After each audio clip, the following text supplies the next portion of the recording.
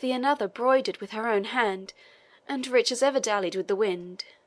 Every pearl I have shall go to bedeck it, and with every pearl I will drop a tear of thankfulness to my generous knight." "Thou knowest not what thou sayest," said the King, interrupting her in anger. "Pearls! Can all the pearls of the East atone for a speck upon England's honour? All the tears that ever women's eyes wept wash away a stain on Richard's fame? Go to, madam, know your place, and your time, and your sphere. At present we have duties in which you cannot be our partner." "Thou hearest, Edith," whispered the Queen. "We shall but incense him." "Be it so," said Edith, stepping forward. "My lord, I, your poor kinswoman, crave you for justice rather than mercy, and to the cry of justice the ears of a monarch should be open at every time, place, and circumstance." "Ha, our cousin Edith?" said Richard, rising and sitting upright on the side of his couch, covered with his long camiscia. "She speaks ever kinglike, and kinglike will I answer her, so she bring no request unworthy herself or me." The beauty of Edith was of a more intellectual and less voluptuous cast than that of the Queen, but impatience and anxiety had given her countenance a glow which it sometimes wanted, and her mien had a character of energetic dignity that imposed silence for a moment even on Richard himself, who, to judge by his looks, would willingly have interrupted her. "My lord," she said, "this good knight, whose blood you are about to spill, hath done, in his time, service to Christendom. He has fallen from his duty through a snare set for him in mere folly and idleness of spirit. A message sent to him in the name of one who why should I not speak it? It was my own induced him for an instant to leave his post. And what knight in the Christian camp might not have thus far transgressed at command of a maiden, who, poor howsoever in other qualities, hath yet the blood of Plantagenet in her veins?" "And you saw him then, cousin?" replied the King, biting his lips to keep down his passion. "I did, my liege," said Edith. "It is no time to explain wherefore. I am here neither to exculpate myself nor to blame others." "And where did you do him such a grace?" "In the tent of her Majesty the Queen." "Of our royal consort?" said Richard. "Now, by heaven, by Saint George of England, and by every other saint that treads its crystal floor, this is too audacious. I have noticed and overlooked this warrior's insolent admiration of one so far above him, and I grudged him not that one of my blood should shed from her high born sphere such influence as the sun bestows on the world beneath. But heaven and earth, that you should have admitted him to an audience by night, in the very tent of our royal consort, and dare to offer this as an excuse for his disobedience and desertion! By my father's soul, Edith, thou shalt rule this thy life long in a monastery." "My liege," said Edith, "your greatness licensed tyranny. My honour, Lord King, is as little touched as yours, and my lady the Queen can prove it if she think fit. But I have already said I am not here to excuse myself or inculpate others. I ask you but to extend to one, whose fault was committed under strong temptation, that mercy, which even you yourself, Lord King, must one day supplicate at a higher tribunal, and for faults perhaps less venial." "Can this be Edith Plantagenet?" said the King bitterly. "Edith Plantagenet, the wise and the noble? Or is it some lovesick woman who cares not for her own fame in comparison of the life of her paramour? Now, by King Henry's soul, little hinders but I order thy minion's skull to be brought from the gibbet, and fixed as a perpetual ornament by the crucifix in thy cell." "And if thou dost send it from the gibbet to be placed for ever in my sight," said Edith, "I will say it is a relic of a good knight, cruelly and unworthily done to death by—" She checked herself. "By one of whom I shall only say, he should have known better how to reward chivalry. Minion, callest thou him?" she continued, with increasing vehemence. "He was indeed my lover, and a most true one, but never sought he grace from me by look or word, contented with such humble observances as men pay to the saints, and the good, the valiant, the faithful must die for this."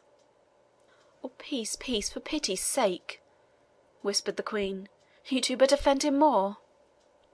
"I care not," said Edith.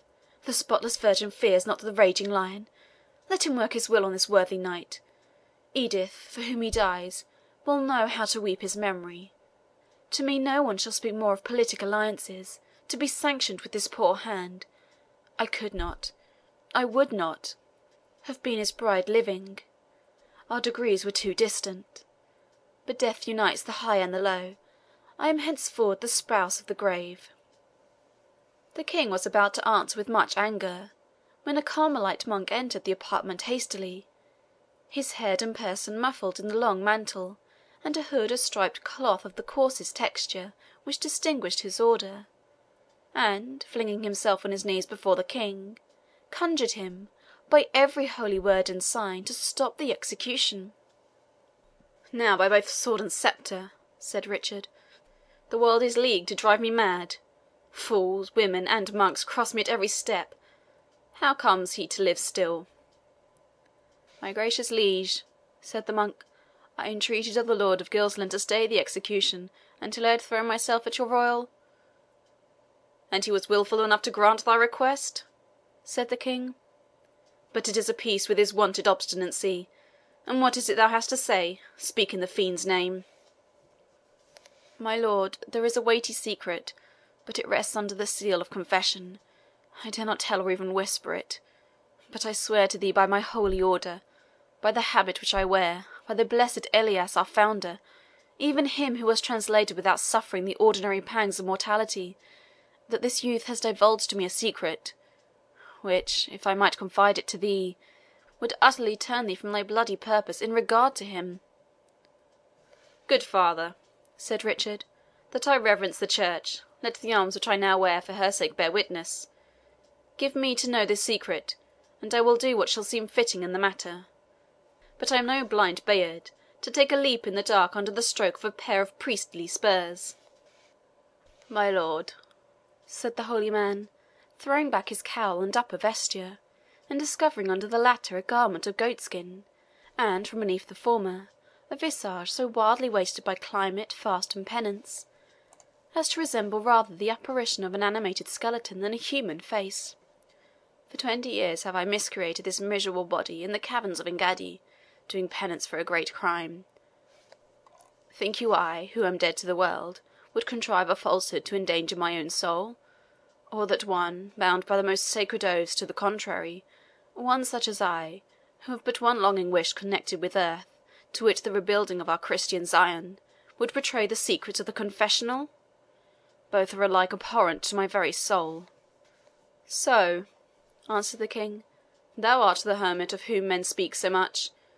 Thou art, I confess, like enough to those spirits which walk in dry places, but Richard fears no hobgoblins. And thou art he too, as I bethink me, to whom the Christian princes sent this very criminal to an open communication with the Soldan, even while I, who ought to have been first consulted, lay on my sick bed. Thou and they may content themselves. I will not put my neck into the loop of a Carmelite's girdle. As for your envoy, he shall die the rather and the sooner that thou dost entreat for him." "Now God be gracious to thee, Lord King," said the hermit with much emotion. "Thou art setting that mischief on foot which thou wilt hereafter wish thou hadst stopped, though it had cost thee a limb. Rash, blinded man, yet forbear." "Away, away," cried the king, stamping. "The sun has risen on the dishonour of England, and it is not yet avenged. Ladies and priest, withdraw, if you would not hear orders which would displease you, for, by Saint George, I swear—" "Swear not," said the voice who had just then entered the pavilion. "Ha, my learned Hakim," said the king, "come, I hope, to tax our generosity?" "I came to request instant speech with you, instant, and touching matters of deep interest.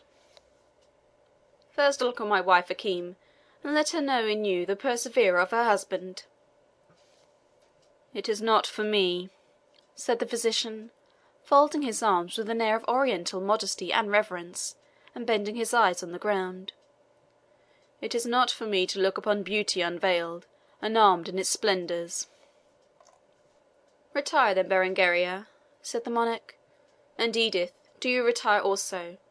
Nay, renew not your importunities. This I give to them that the execution shall not be till high noon,